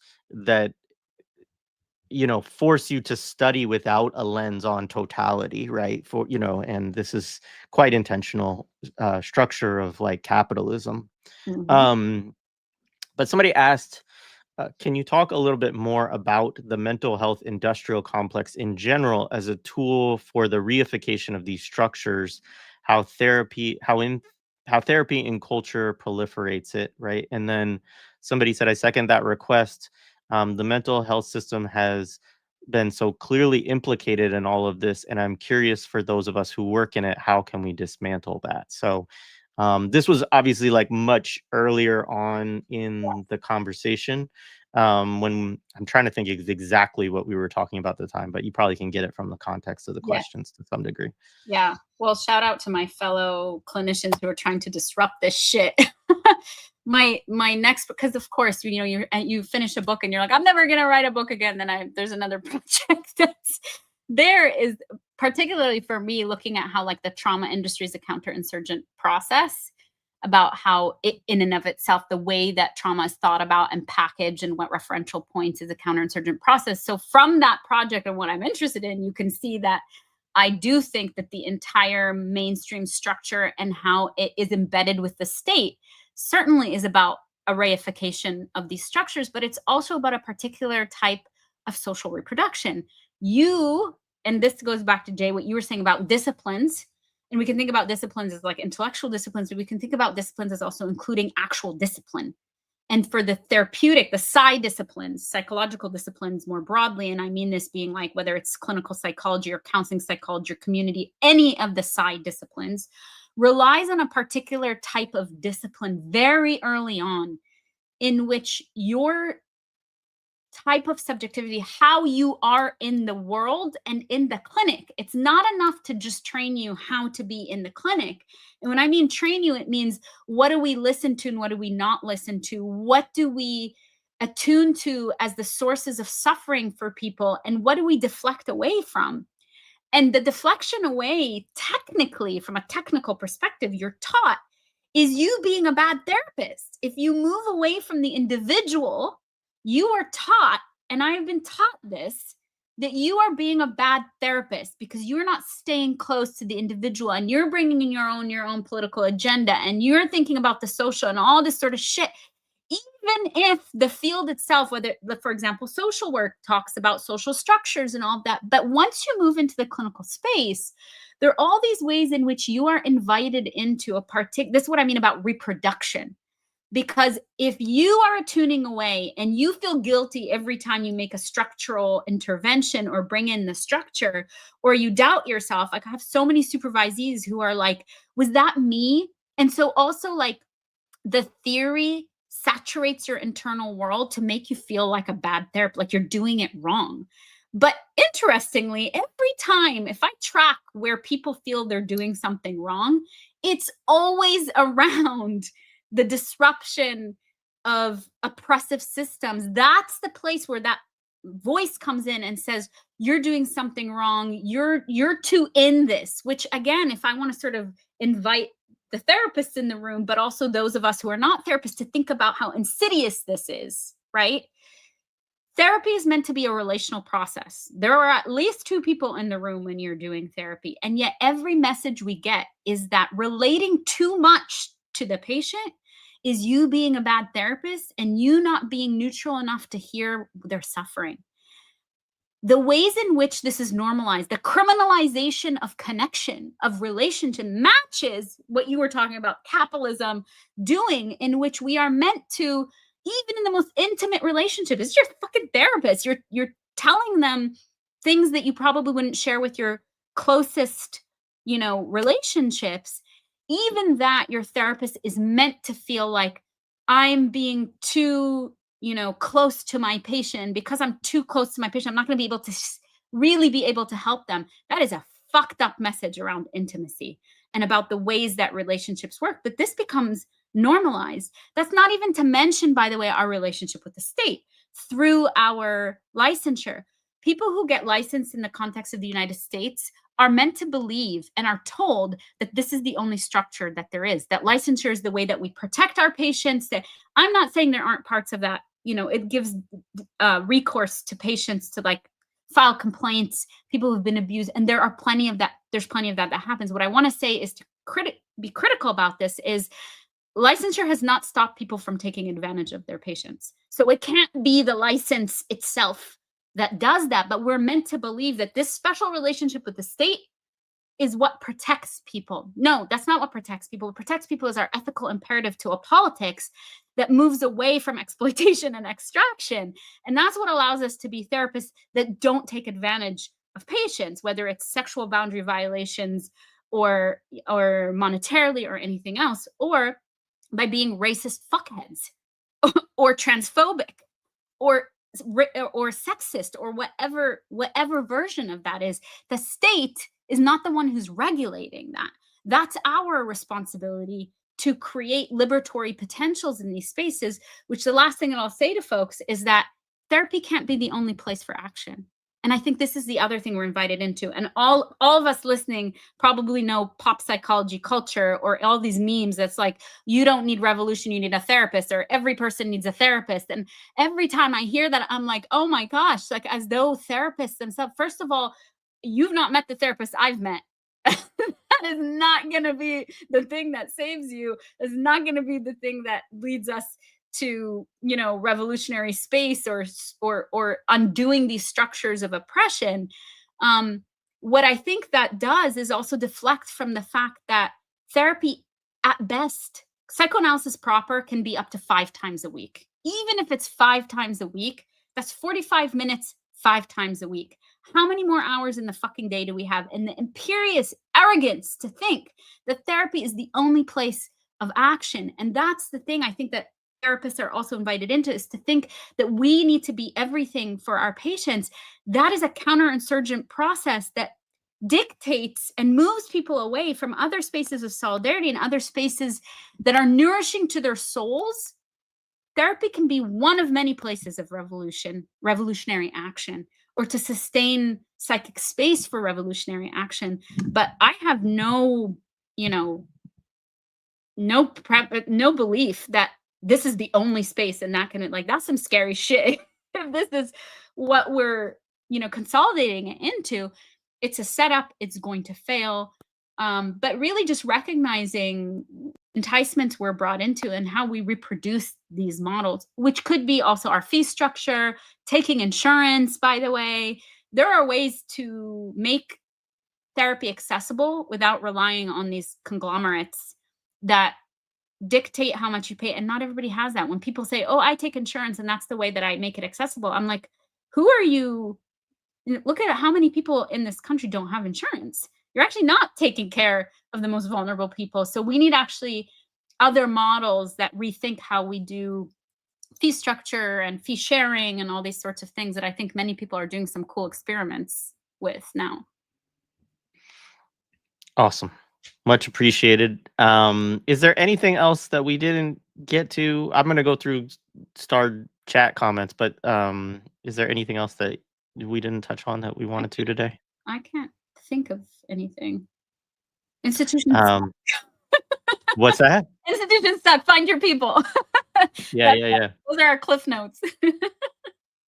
All right. So I have some stuff. There's some definitely. I mean, the chat has been great today. Shout out to the chat. One thing I do want to say, Benji has been in the chat. I just want to give a shout out to Benji and Sasha and Resistance is Fertile podcast, which, I meant to send them a clip and I don't remember in what live that I said the thing that I meant to send them. But, for folks who don't know, I think Benji has now been through 2 bans on YouTube, but one is most recently is the Resistance is Fertile podcast, which, you should follow them on social media. Benji, make sure to put your tags in the comments and I'll lift it up. But they do great work. You've been on before, right? Yeah. And Good very people. much, very much thinking through the politics of resistance and psychological warfare and all of this stuff. And I mean, for one, YouTube should absolutely lift the ban. It's ridiculous. But also, folks, I encourage you to find other platforms to connect with them on, because they're continuing to do this work. And so shout out to both of them. All right, the other thing that, and Benji then also said, we must be super careful in our public speech and consider if what we say will more likely serve to increase or deplete our psychological reserve to ground in resistance, right? Absolutely. So that somebody asked about other articles. The only things that I referenced were The Ungovernable Society by Shamayu, which I referenced earlier.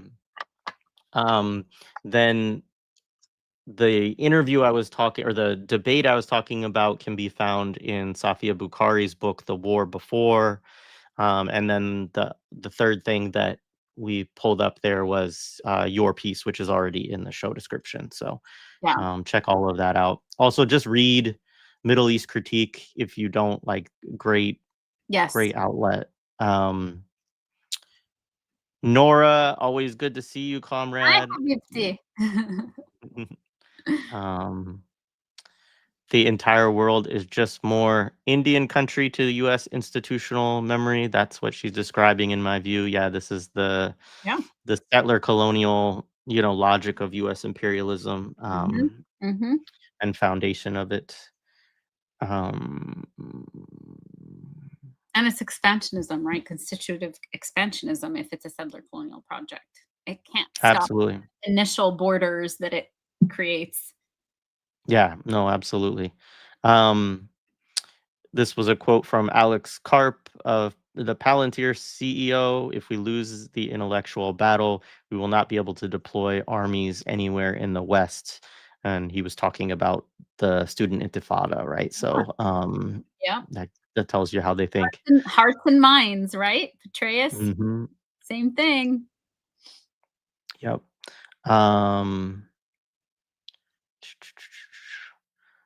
I'm looking for Benji's handles there, but that's all right. Follow. He has a Substack and petition. So yeah, um, connect with Benji, and I will add that. I'll add it to the show description after we get off air. So, Yeah. folks, if you check back in, 5 minutes, it'll be there. All right. People love your color scheme, your earrings. Thank you. Always the red and um, black, folks. Not, it's heavy-handed symbolism. that's why I say you're not the authoritarian, and The uh, truth doesn't matter. Sorry, no, it Steve. doesn't.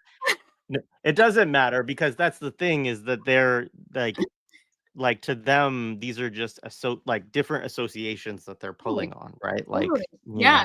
Yeah, I mean, one of the loudest voices in psychoanalysis, in every email this man would send would say, "She is anti-capitalist, anti-American, and anti-Zionist," as slurs towards me. And it's like that's the point, is to be like, link all these up, and therefore that is why, she's uniquely positioned to rally the masses. I mean, it's just so offensive. I found it so, I'm like, "Well, aren't you people upset that they think you're idiots that are just gonna, like, follow along?"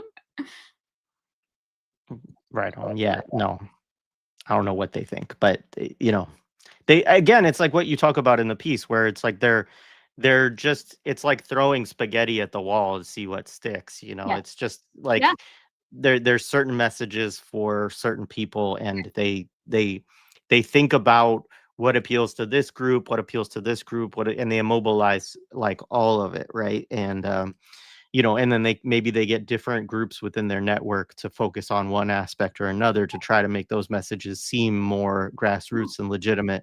um, this is the Resistance is Fertile Substack. So thank you for passing that along, Benji, and people. You can find the petition to support Resistance is Fertile there. I am sorry for abusing spaghetti. All right. Somebody said, at this point, I just do political education and Hey, drop anti-imperial propaganda in therapy sessions because it's needed. Yeah, like, it's the definitely that needed. sounds like the truth sibling. You're having a truth session. Um, and then I don't know, are you familiar with this, the Liberatory Wellness Network? I'm not. Okay. Lara will look into it and Yes, provide us a report in the future. I All right. will. Lara, thank you. As always, this has been, people talked about it being rejuvenating and all of that, and I think it was. I just encourage people to, understand that, obviously the stakes are still just as high as they were, a month or two ago, Yeah, and that, you know, take heed of some of the advice that Lara said as somebody who's been through these campaigns. And if you are targeted or other people who are being targeted, like, reach out or find us. connect with folks, and don't try to just go through it together, because that's the thing that I worry about and I find with people is that they're kind of like, I think a lot of people are kind of going through it and don't really know Yeah, like who to connect with, or think that they can't because that person might be too busy or they're too small, right. or the inverse that you thought about, which I think is a really good point, of sometimes it's very high profile people who are targeted and we may not even fully politically agree with them, but they're not being targeted because of our political disagreements with them. They're being targeted because they said something about Palestine or Zionism or whatever, and like, it's a good impulse for us to lean in and to, Yeah, support them around that piece, and to try to, build connection with folks, even if we may have other disagreements. Perhaps we can sort through those if we build a better relationship with those folks as well. yeah. um all right, thank you, everybody. I don't have anything Thank else. Any you. last words? No, I'm just a reminder that your psyche is contested space. Like, make it, remember that. It's a contested space for powers that be as much as our own. So there are ways that we can hone and sharpen that tool for weapon liberation. Absolutely. Thank you again. Thanks, Jay. Thanks, everybody. Yeah, thank you, chat.